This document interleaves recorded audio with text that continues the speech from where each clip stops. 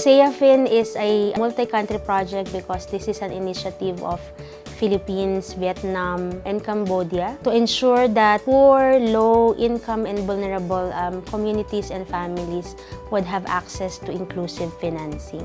Access to financial services would help increase in savings, income, and social protection.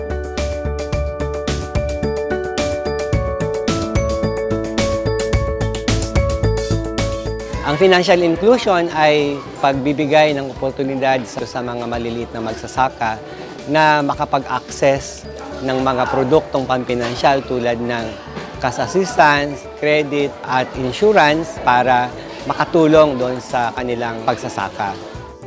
Ako po ay isang magsasaka. Sa isang taon, isang beses lang kami mag-ani dahil wala kaming patubig. Naasahan lang namin yung ulan.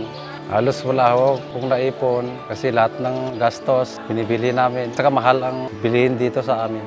Before, we normally use paper-based KYC in registering our beneficiaries.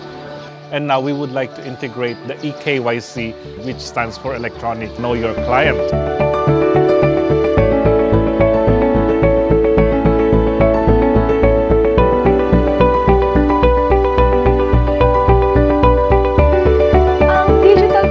Literacy po kasi ay bahagi ng strategiya ng digital financial inclusion para matugunan yung kahirapan ng tinatamasa ng mga Pilipino.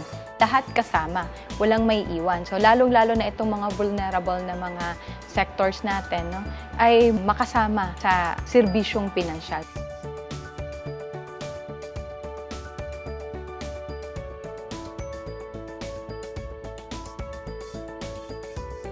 Ang ganitong klaseng mga training ay nagbigay ng encouragement sa kanila at motivation na patuloy na matuto.